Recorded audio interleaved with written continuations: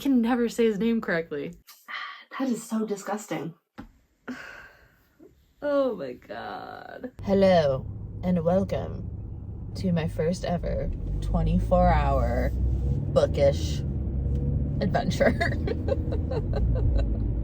This may be an odd spot to be starting a 24-hour bookathon, but this is a bookathon, not a readathon. And I am heading to Walmart right now because I need to restock on yarn for my book blanket that I'm making currently. I'm running out of some colors, so I kind of mathed it all out, and I think I know exactly how much yarn I need for each color. So we're stopping at Walmart to pick up those colors, and I also have to get the girls some dog food, and I'm probably gonna get myself some snacks since we're here. When we are back home, I'll explain further on what the plans and adventures are for today. As I'm driving around, I will be also listening to the Writing Retreat by Julia Bartz.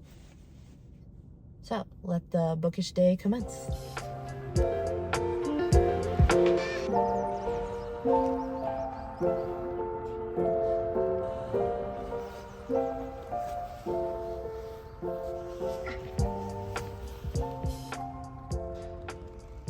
So, the color I need the most, they're out of stock of. These are so cute.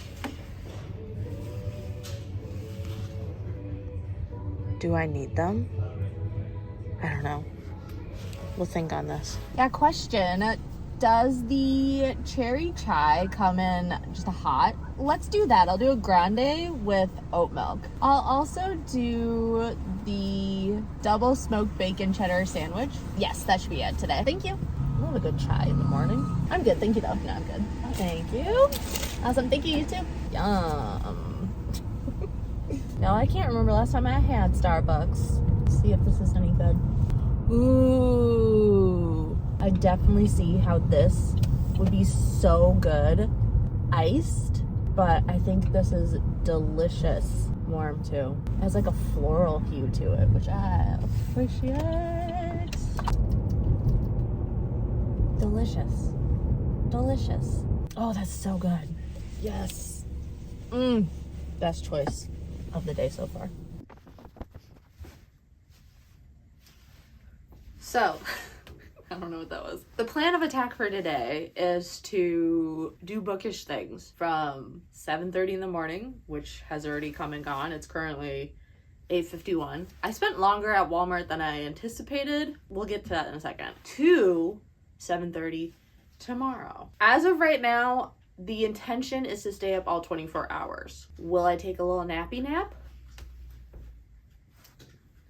Maybe. If I take a nap, it has to be like at around 5 o'clock this afternoon, because if I like take a nap any later, it's game over. I'm full on sleeping. But if I take a nap at like 5, I'll wake up around 9. So I'll have like a little 4-hour nap.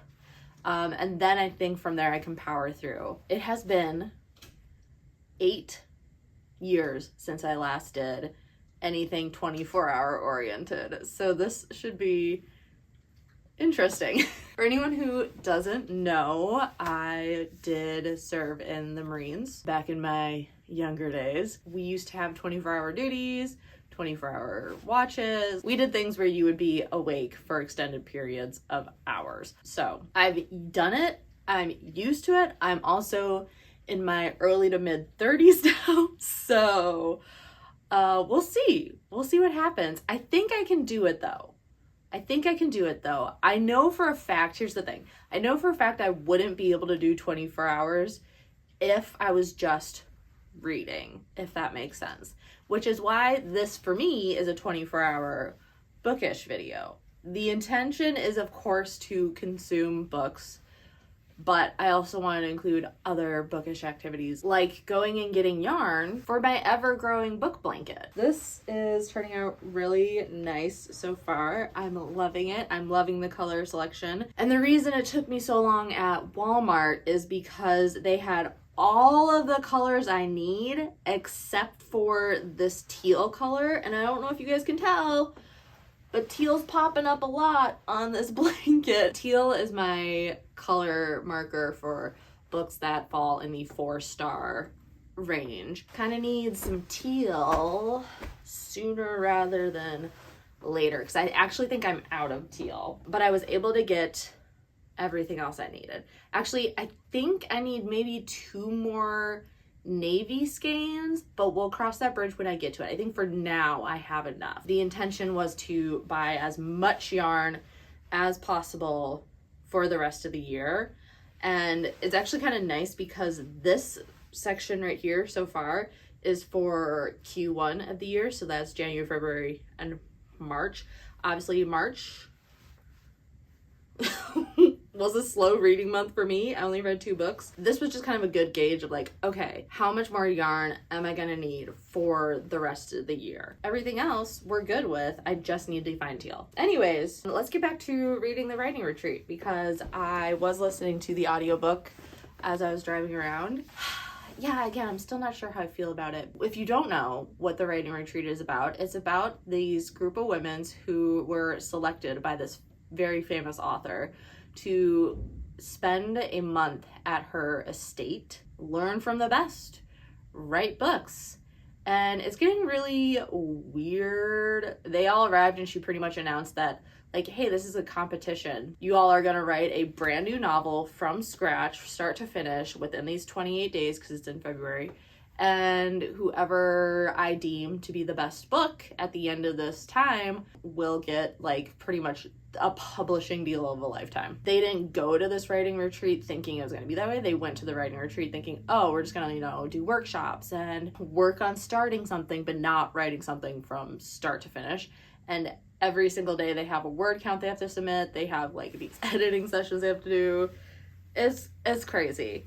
But the underlying story is a little more sinister. The lady who invited everyone over to her estate, her name is Rosa Vallow, and we just got to a section where the girls were all talking about their one-on-one sessions with Rosa. During this time, Rosa is also writing a novel, but she's being very elusive. Like, she isn't telling anyone about this novel she's writing, even though they've asked a few times. And I have a hunch that all of their one-on-one sessions, they aren't actually talking about their books that they're currently writing on. They're talking about their personal life stories with her, apparently. It sounds like Rosa is going to take all their life stories and write a little book about it. That is my assumption so far. Am I right? Am I wrong? I don't know. We'll find out. But yeah, it's an interesting book. I'm not sure how I'm feeling about it. I know it has received average ratings. I think 3.5 is where it sits on Storygraph. I would say as of right now, it's feeling like a 3-star book. We'll see. I don't know.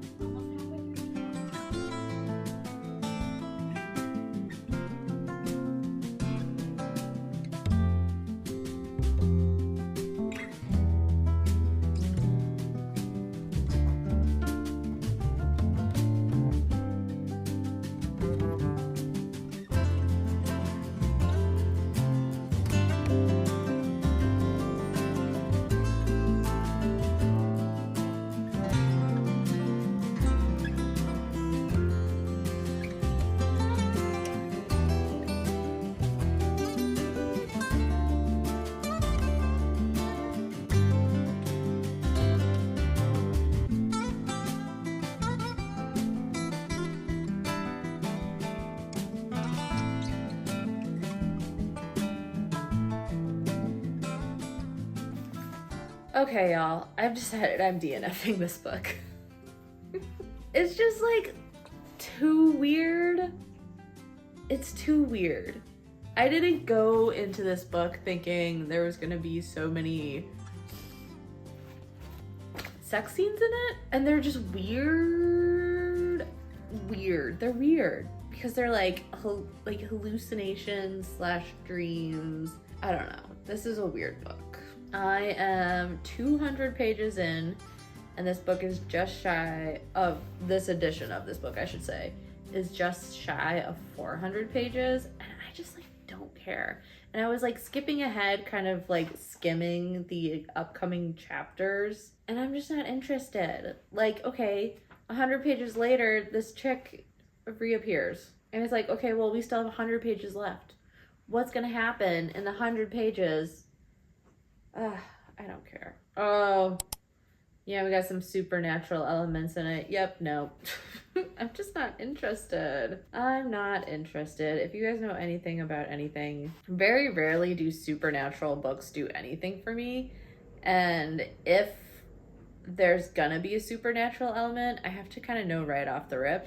And now this does entail like a haunted quote unquote house. A state that Rosa lives at, like its big claim to fame is that there was a very wealthy husband and his wife was a spiritualist who communicated with demons. Apparently one night something happened where he was found dead and she was found burnt in the basement. So that's kind of like the estate's lore. And I don't know, I was expecting maybe some creepy, spooky elements in regards to that. But the way the story was going was more like Alex, who's our main character, she was writing a historical fiction. Her novel is a historical fiction novel about the house, and specifically Daphne, who is the wife, who is the spiritualist. And I thought we were going to get kind of like the spooky elements through her writing of the novel. But literally I just flipped to a page. Sorry, this is spoilers, I guess. I just flipped to a page where it pretty much, from my understanding of the few sentences I just skimmed, is that the ghost of Daphne is going to come into play. And yeah, I'm not interested. I actually kind of want to read like the last chapter to see what it's about, like what happens in the end, you know. That's what I want to know. Y'all killed somebody together? What the fuck? This is such a weird fucking book. I am so good.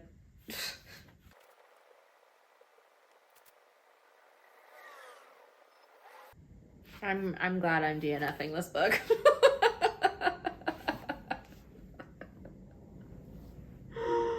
Oh my god. Okay. Let's go pick another book to read. So, I have kind of reorganized my bookshelves a little bit. Just for time being. I'm not sure how long it's going to stay this way, but I thought we could use the way it's currently organized to our advantage. All the books that I have read and finished are currently over here, and all the books, well, okay, aside from like, this is a display shelf. So most of these books I have read, but then all of these books I need to read. So I did the other day go through and like count how many books were on each shelf, so I don't have to go 1, 2, 3, 4, however, you know, whatever. I could just be like, okay, so 24 starts here, right? Or 28 starts down here, okay? So I have a random number generator pulled up on my laptop. We have 1 to 161. Let's just see what we get, shall we? 116. Do you guys see that? Do you see that? Do you see that? Do you see? It's right there.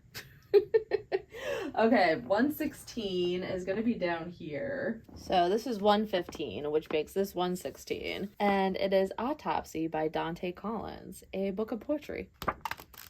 That'll be pretty quick to get through. Let's get into it.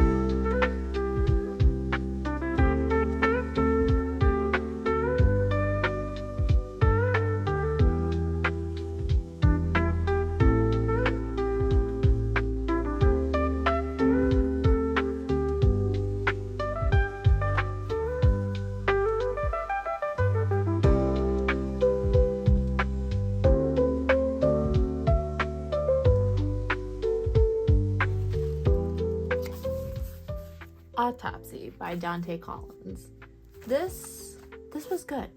I don't often just sit down and read poetry. I had actually purchased this book a month after my father had passed away unexpectedly. I hadn't read it for that period of time because this is actually a book about grief, and it delves into Donte losing their mother, from what I can tell, at a very young age. Now, they don't go into how their mother passed exactly. You can speculate, obviously, based on the words, but it was an interesting look at life. And there's so much relatability to this, even though Donte is a Black queer person from St. Paul, and I am a white woman from St. Paul.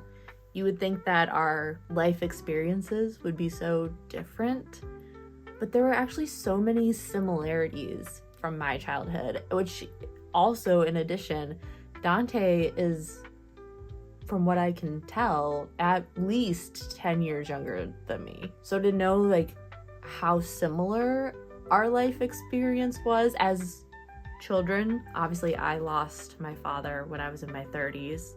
So there's a difference there. But Donte wrote, there was a part he was writing about Rondo. It's a place in between St. Paul and Minneapolis that was a flourishing Black community, and the city decided to carve through Rondo to make a highway. I'm presuming this is about Dante's childhood. It says Old Rondo, age 16. Is the title of this, and it says, waiting for those street lamps to call us home before our mothers did, danced in the rain, they called us kids. I don't know, like, just speaking towards their childhood, I was like, yes.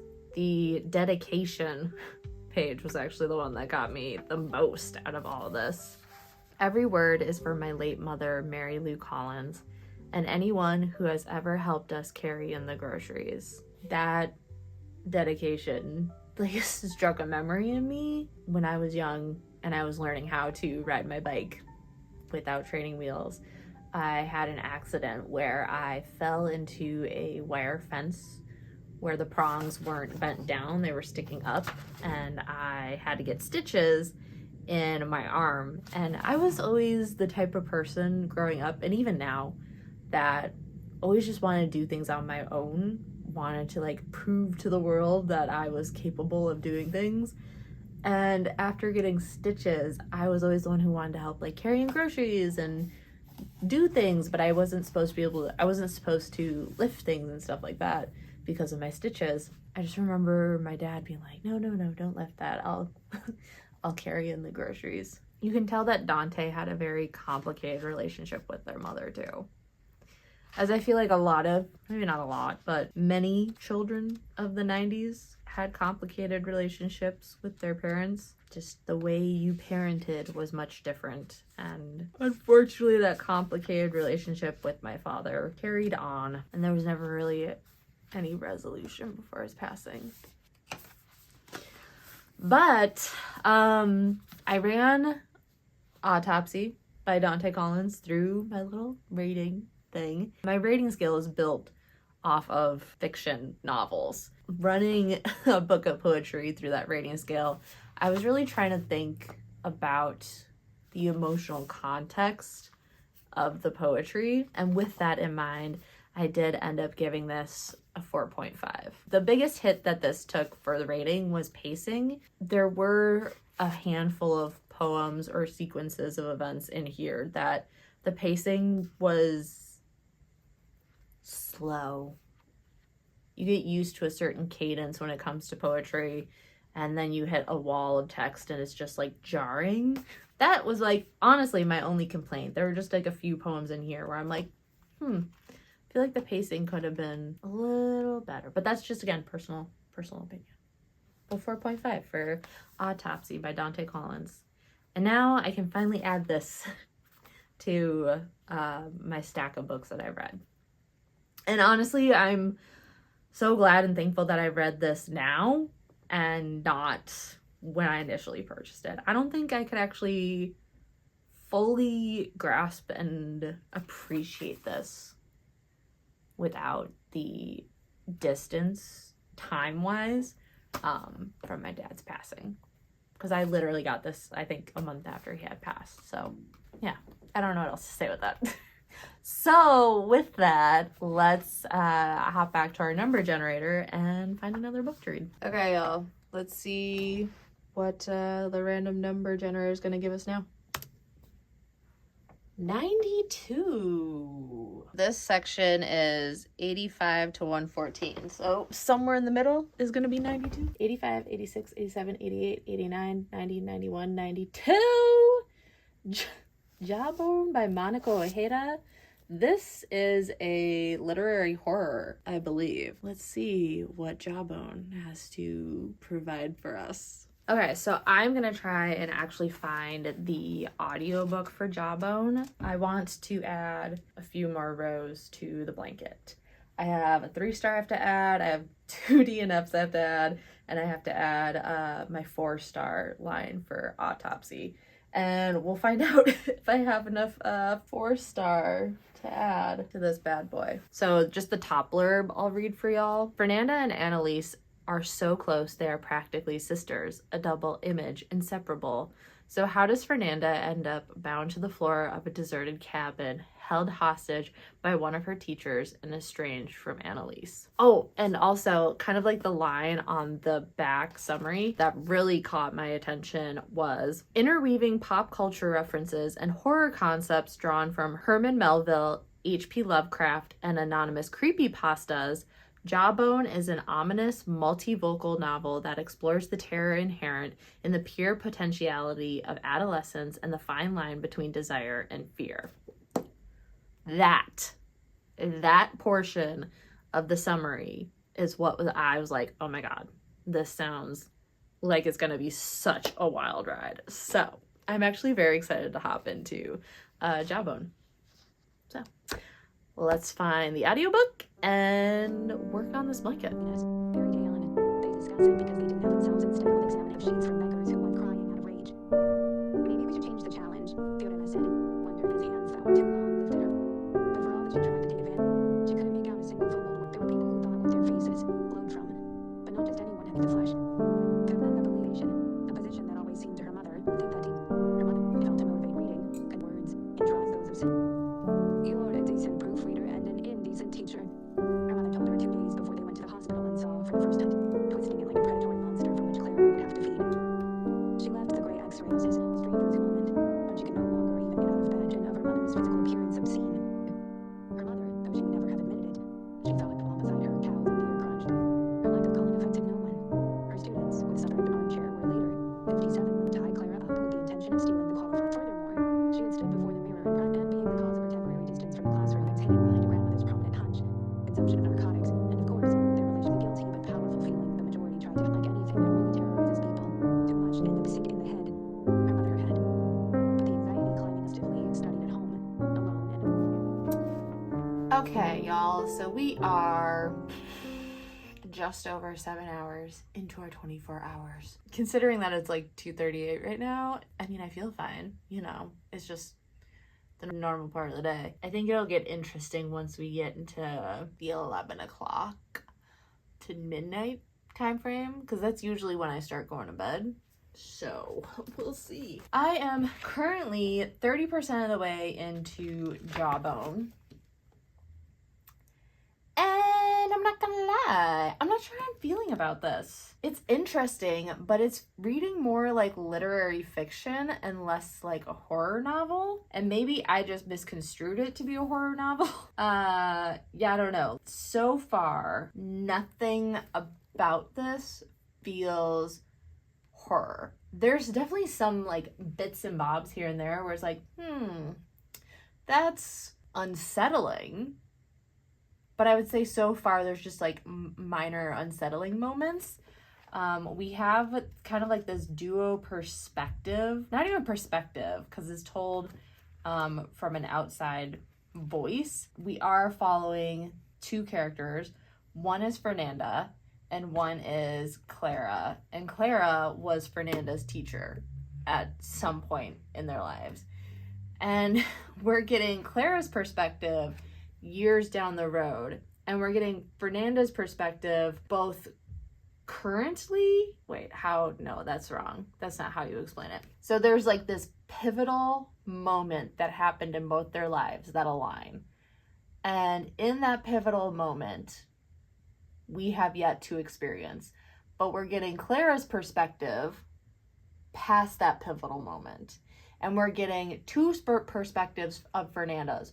One is before that pivotal moment, and one is past even Clara's perspective past the pivotal moment. So it's just interesting. And the pivotal moment sounds fucked. And I'm curious to see if that's where the horror element comes into play. We just got to a point in the book where Fernanda and Annalise they seem to be plotting and scheming towards this pivotal moment. So I'm just intrigued. I'm intrigued right now. It's holding me on enough that I don't plan on DNFing it, but that has potential because I truly thought this was going to be more horror. And right now it's just kind of like talking about the two characters and their lives pre and post this pivotal moment. So we'll see.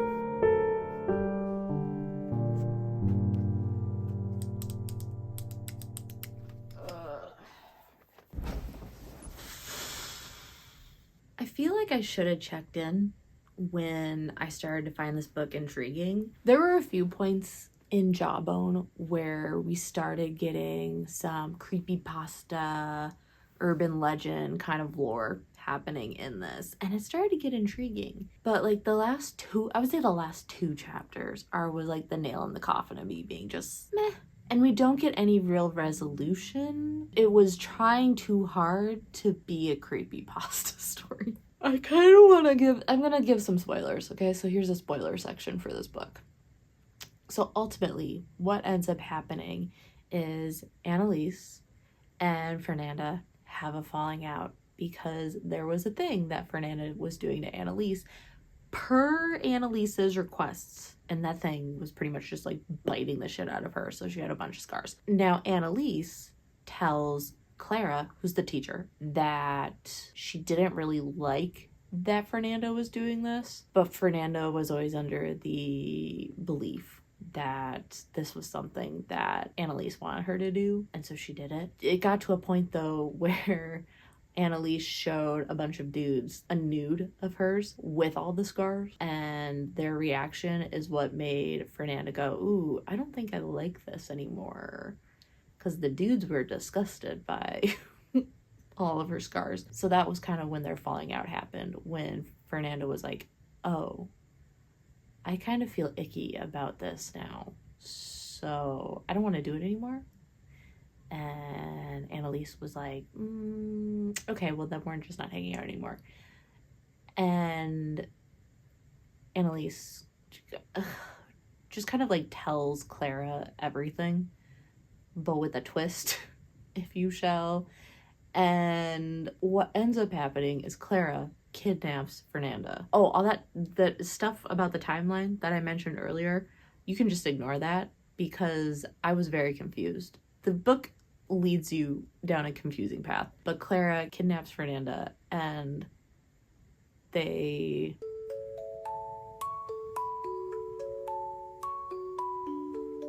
where was I going with that? And pretty much like starves her. I'm not sure how long she had her kidnapped until she actually started interacting with her. And by the time she interacts with her, it's just like full on, I'm gonna kill you vibes. But we end the book with her just going on this like 4-page soliloquy of pretty much how Fernanda fucked up and how she knows exactly what Fernanda did and how she's a disgusting little girl and how she's gonna teach her a lesson. And I'm just gonna read the last line of the book for y'all. Okay, last bit of information. This is the color of fear, milk white, death white, God's snowy skull. Welcome to the volcanic jaws of my house. Let us dive in. I don't even know what genre this falls under. I totally thought it was gonna be a horror novel. I would say this is like literary fiction with a twist of psychological thriller and horror, but it's just not my cup of tea. It's just not my cup of tea. And so with that noted, I rated this on my personal preferences, as one should. I give this 3 stars. I ran it through my little rating tracker and it came to 3 stars. Because there were some elements about this book that I did enjoy, but there were also some elements about this book that I did not enjoy. And that's all I'm going to say on that. Let's head on over to our random number generator and pick our next book. Also, it has officially been 12 hours. I'm looking at my clock right now and it says 7:34. I just want to note that this has been updated. I think it was 161. I changed it to 142 because I pulled out some books that I plan on reading for designated videos. So I pulled those out. So what is on this list are all the books I need to read. So let's go ahead and 116. So this is where 116 lies, somewhere in here. I'm not gonna lie. This shelf are kind of a bunch of books that I have no interest in reading. No immediate interest in reading, I should say. 12, 13, 14, 15, 16.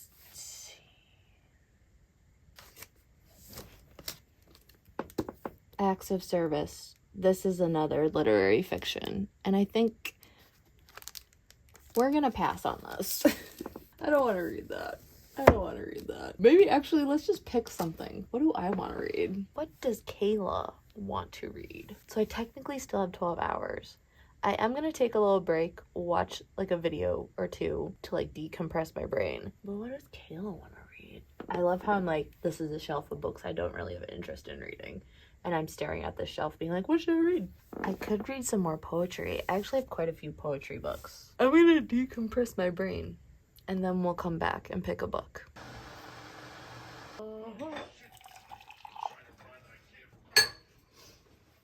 Mm-hmm.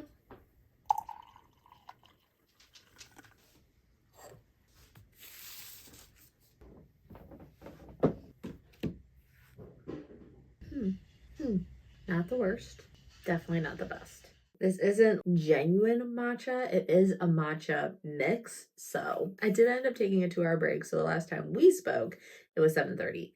It is currently just a little before 9:30. And I forgot that over the weekend, I had actually started Bury Your Gaze by Chuck Tingle. I got, let's see, I think I finished 2 chapters, 1 chapter. I had finished the first chapter. So I think we're going to tackle this. It's not a very long read, and I have the audiobook checked out on Libby right now. Let's delve into Bury Your Gaze by Chuck Tingle.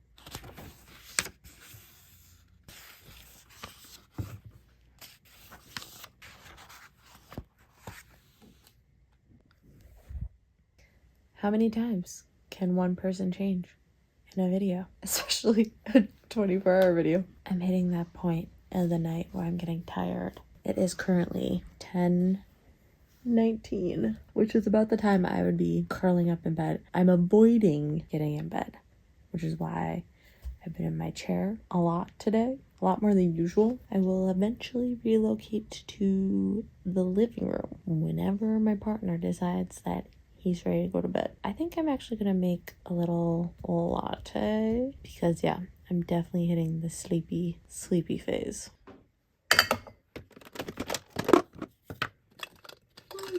What?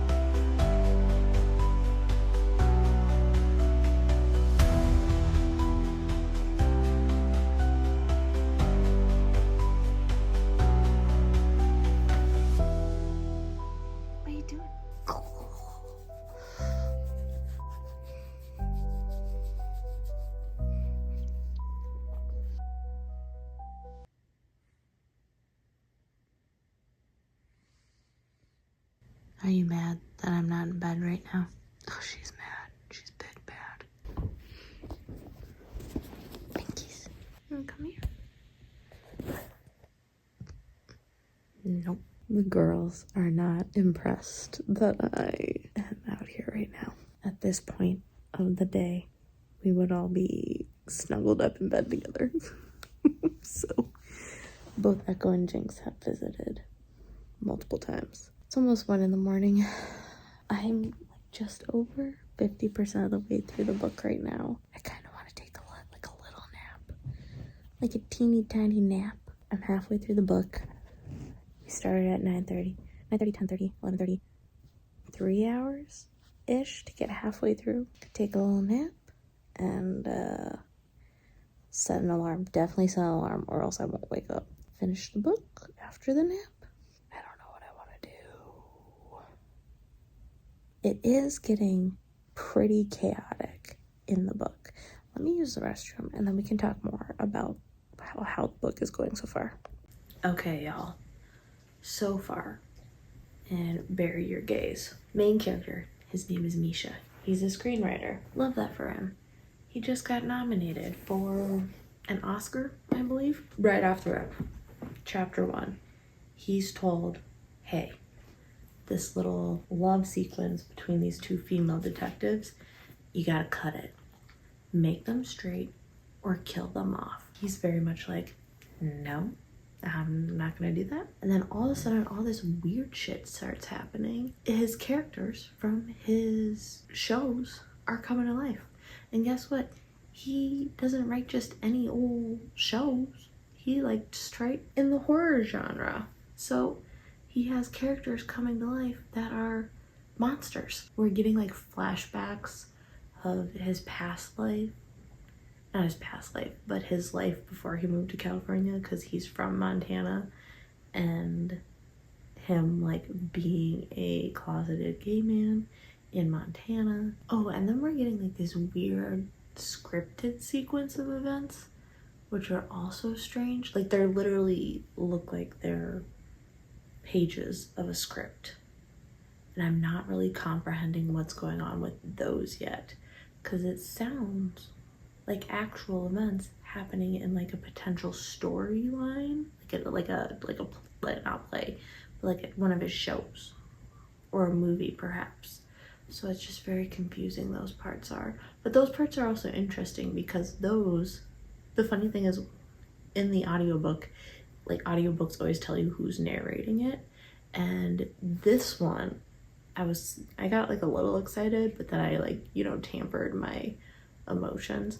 After listening to You Are Fatally Invited, I learned my lesson. There was a whole cast of characters for How to Bury Your Gaze, and I'm oh my goodness. And the only time the rest of the cast of characters come into play is during these script parts, and there aren't a lot of them. So far, there's been 2 script parts, and we're halfway through. So I was just oh, that's lame. I was really hoping for a whole cast, a whole ensemble in this audiobook. But I will say, the main guy narrating the audiobook is doing a pretty good job. He's doing a pretty good job, and his voice sounds really familiar. But yeah, that's Bury Your Gaze so far. I'm intrigued to see where it goes. That's where I'm at right now. But I will note, this is the type of thriller horrors I like. This right here, action-packed, things are moving, things are shaking. It doesn't make you think too hard. The reason it makes you think is because you're trying to figure out what's going to happen next, but you're not trying to think too hard to even understand what's going on in it, which is what I think my issue with Jawbone was, is I was just trying to be wait, what are we even talking about right now? Instead of me trying to be I know where we're at, but I'm trying to solve what's going to happen next. Those are the type of immersive books I like, where you're trying to figure out what's going on, not trying to figure out what's going on, if you catch my drift. Surprisingly, I am all of a sudden bright-eyed and bushy-tailed, so I'm going to keep trying to read this. I think I'm going to try and just read it instead of listening to the audiobook, because I think I was getting complacent with the audiobook and that's why I was starting to doze off. But I think if I try and actually read it, we might be better. We'll see. We'll see what happens.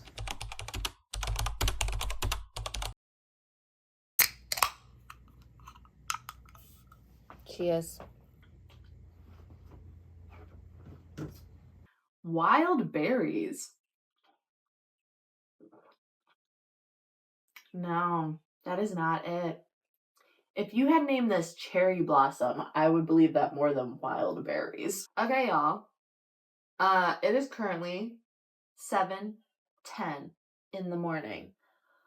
Technically, we have 20 minutes left of this 24-hour challenge, but I may or may not have decided to take a nap at 3:42 in the morning. My intention was to wake up an hour later, because literally an hour later is when my partner leaves for work. Did I wake up an hour later? Yes. I woke up when he gave me my goodbye smooch. And what did I do when I woke up an hour later? I relocated myself from the living room couch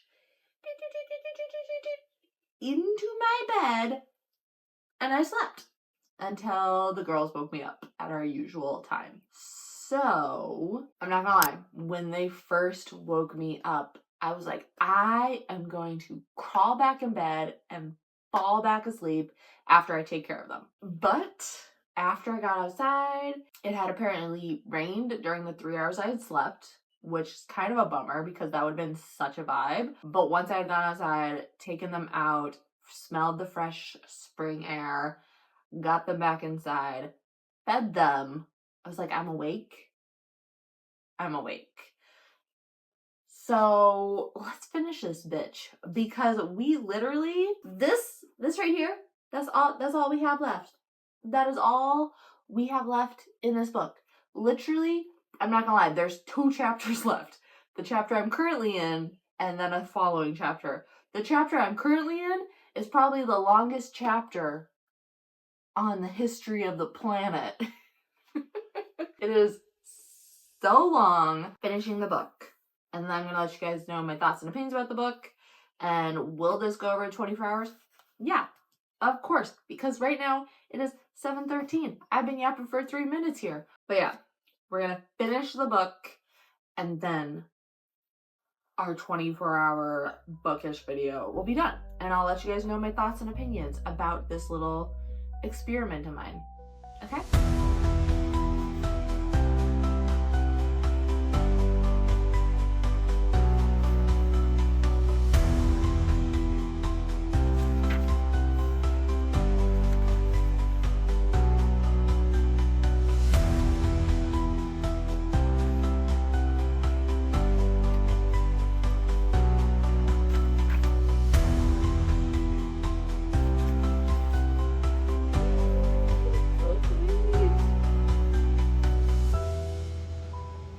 I forgot the book.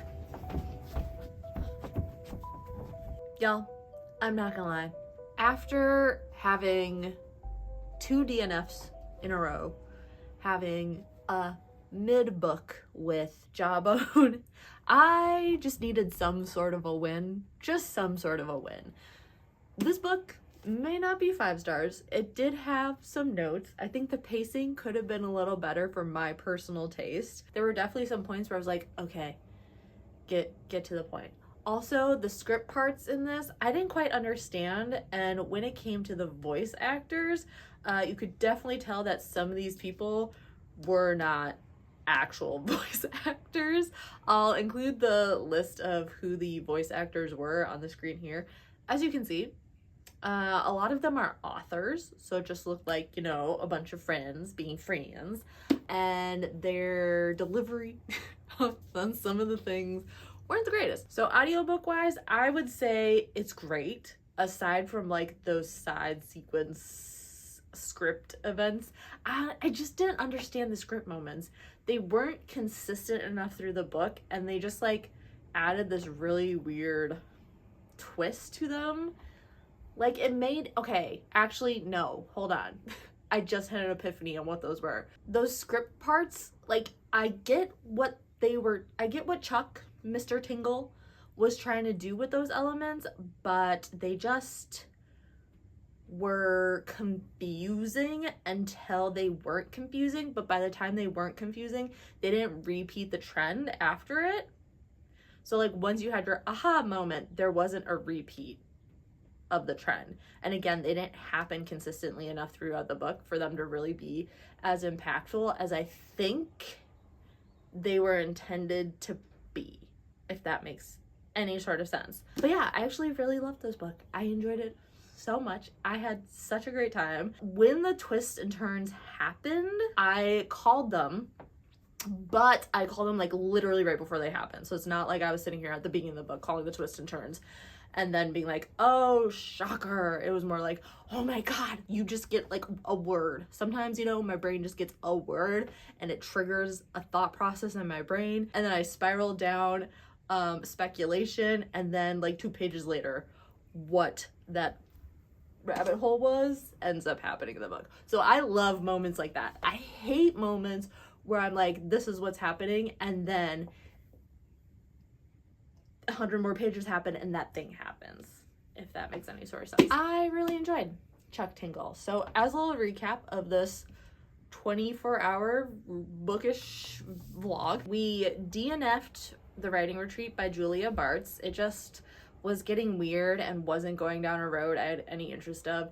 I skipped ahead, read some additional context, read the final chapter, and I was like, yeah, I'm actually really glad I didn't waste my time. Autopsy by Donte Collins. This is a collective work of poetry, and I really enjoyed this. It is about grief. It is about the complexity of the human experience with grief, and specifically the human experience of a queer Black person. So I highly encourage you guys to check this out if you can read a book about grief. Jawbone by Mónica Ojeda. I just don't think this writing style is for me. I don't read a lot of literary fiction, and this was definitely a horror wrapped up in a literary fiction. There were definitely elements to it that I was intrigued by and I enjoyed, but those elements weren't as dense as I would have liked them to be in the book. So wasn't my cup of tea. And last but certainly not least, I'm actually really glad I ended on a high with Bury Your Gaze, 4.75. Absolutely loved it. And there were some Easter eggs in this about Camp Damascus, which is one of Chuck Tingle's first, okay, if you don't know who Chuck Tingle is, he started his career writing some interesting erotica. And I think his first mainstream novel was Camp Damascus, which, if I recall correctly, is a story of a conversion camp, but it's a horror story of a conversion camp. And that was definitely mentioned in this book. So I think I have to go back and read Camp Damascus. So I'm just curious, like, if I read Camp Damascus, would I have been like, oh my God, you know, that kind of situation. And also Chuck Tingle has another book coming out in August, I think. And I'm just curious if maybe he'll drop like little Easter eggs for all of his novels and his other novels.